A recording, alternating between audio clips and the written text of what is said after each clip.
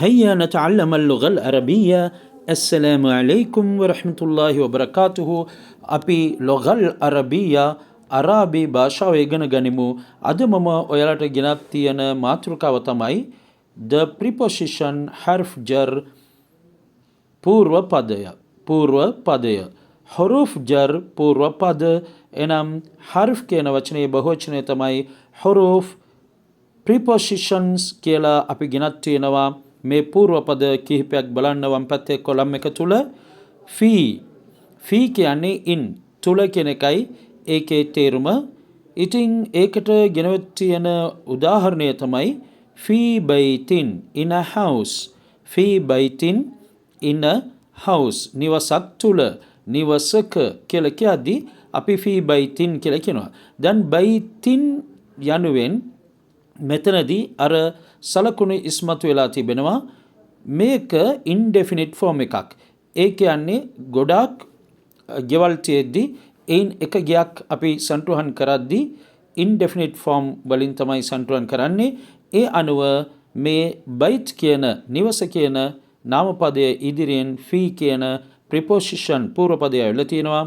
ඉතින් මේක indefinite form එකක් නිසා මොනවා හරි ගයක් වශයෙන් හැඳින්වෙන නිසා ෆී බයිතින් එනම් ගෙවල් ගොඩක් අතරින් එක ගයක එකක් කියලා හඳුන්වද්දී අපි ෆී බයිතින් කියලා අර කස්රතෙන් අන්තිමේදී තින් වශයෙන් උච්චාරණය කරන්න ඕනේ. සාමාන්‍යයෙන් මේක මේ සලකුණු මෙහිදී එකතු වෙන්න කලින් බයිතුන් කියලා තියෙයි. ඉතින් ෆී කියන పూర్ව පදය ආපු නිසා බයිතින් වශයෙන් සන්තුලන තිබෙනවා. මෙහි තියෙන සියලුම పూర్ව පද මේ විදිහට නාම පදයට කස්රා කරනවා. කස්රා එකක් තියෙනවා කස්රතෙන්. එනම් යටින් ඉරි දෙකක් අපි අඳිනවා. එතකොට ෆී බයිතින් වෙනවා. ඒ වගේම ෆිල් බයිති අර අලිෆ් ලාම් ඇවිත් තියෙන නිසා බයිතින් කියලා කියන්න නැතුව ෆිල් බයිති කියලා කියන්න ඕනේ. හොඳයි. එතකොට බලන්න දෙවෙනි එක from min. එනම් min from හිඳ සිට කියලා කියනවා. එතකොට කරානා මිනල් කොරානි. කරානා මිනල් කොරානි.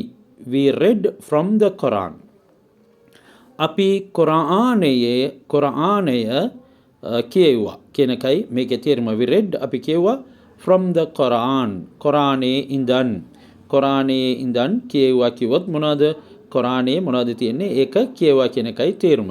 එතකොට මේක from සිට කියන තේරුම තියෙනවා. ඉතින් බලන්න කරානා මිනල් කොරානි. කොරානේ ඉඳන් අපි කියුවා. කරානා කිව්වොත් අපි කියුවා මිනල් කොරානි කොරානේ ඉඳන්. දැන් අල් කොරාන් කියන එක definite form එකක්.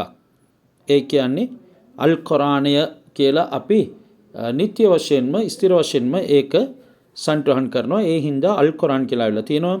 ඉතින් මේ මින් කියන preposition එක పూర్ව පදයේ එන්නට කලින් ඒක අල් කොරානු කියලා තිබ්බේ nominative case වල.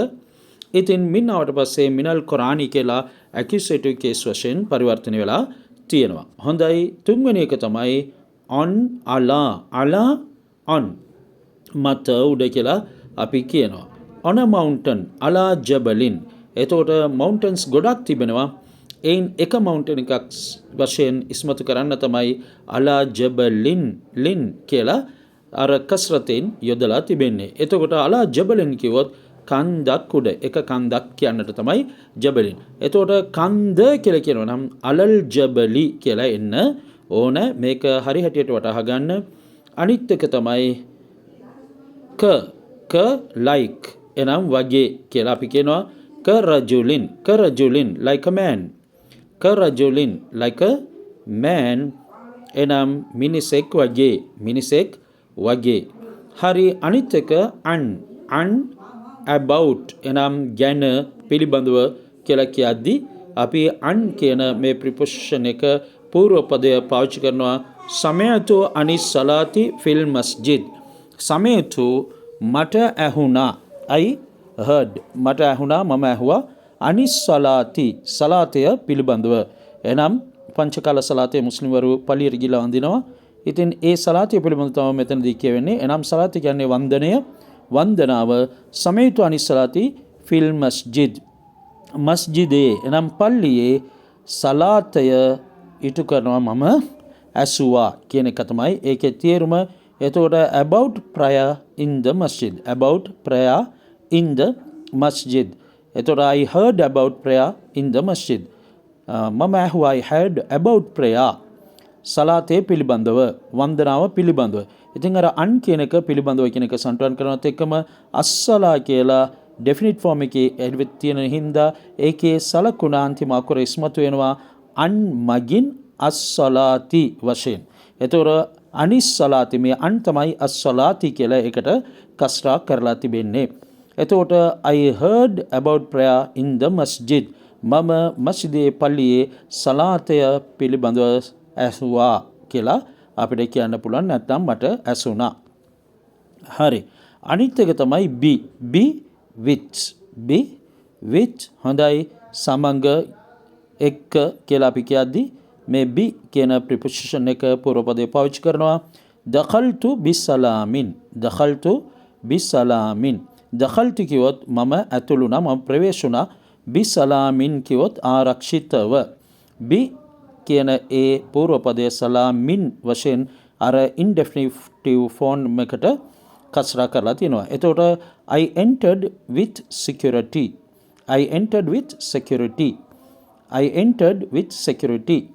මම ආරක්ෂිතව ඇතුල් වුණා කියන එකයි ඒකේ තේරුම. ආරක්ෂිතව ඇතුල් උනේමි. හරි. අනිත් ප්‍රිපොසිෂන් එක තමයි ලී කියන්නේ for. එතකොට ට කියන ඒ තේරුම අපිට ඉස්මතු කරනවා ලින්නාසි for people, මිනිසුන්ට. එතකොට ඉස්සලාම අන්නාසු කියලා තිබ්බේ නම් මිනිසුන්. ඊට පස්සේ ලාම් ආවා ප්‍රිපොසිෂන් එකක් වශයෙන් අන්තිමට කස්රා කළා. ඒත් එක මේක අලිෆ් ලාම් සමඟ රැඳී තිබෙන ඩෙෆිනිටිව් ෆෝම් එක. ඒ නිසා ලින්නාසි යනුවෙන් ඒක සන්තුහන් වෙනවා.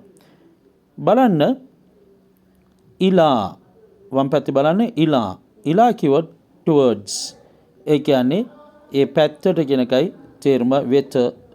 ඉලා බලදින් දීලා තිබෙන උදාහරණය තමයි ඉලා බලදින් towards a city.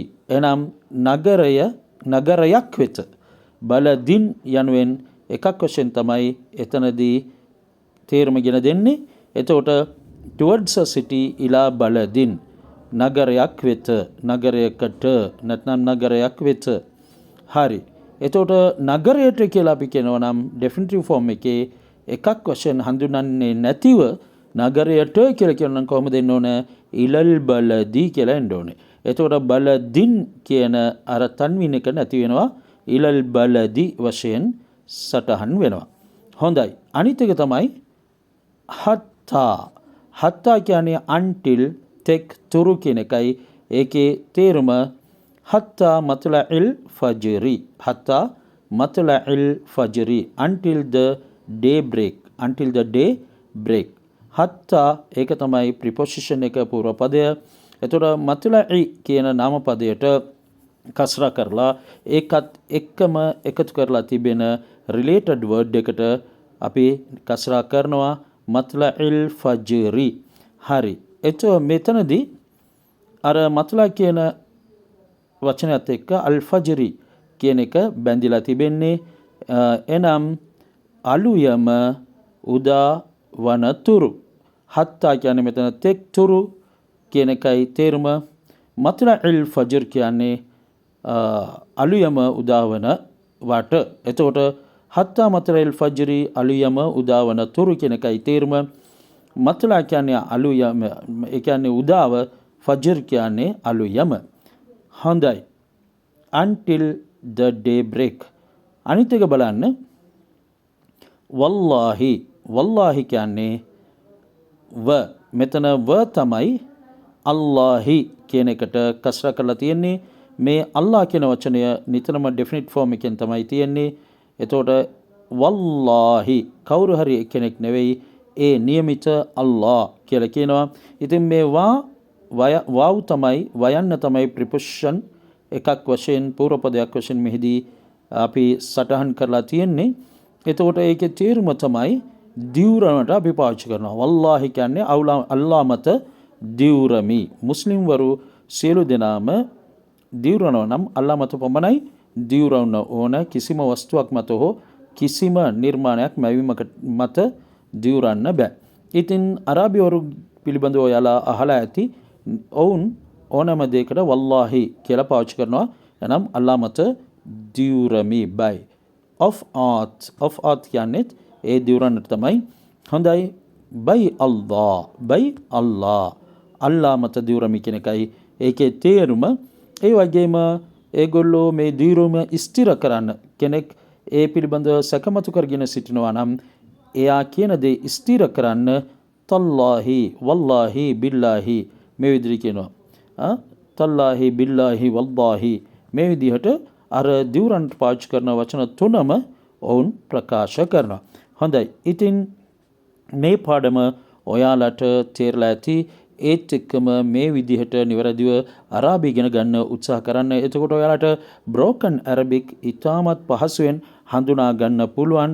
ඔයාලා මේ විදිහට අරාබි ඉගෙන ගන්නවා නම් අරාබි භාෂාවේ ඉහළටම යන්න පුළුවන් කියන එකත් අමතක කරන්න එපා. ඉතින් ඔයාලට මොනවා හරි ගැටලු තියෙනවා නම් අපෙන් අහන්න කමෙන්ට්ස් එකේ.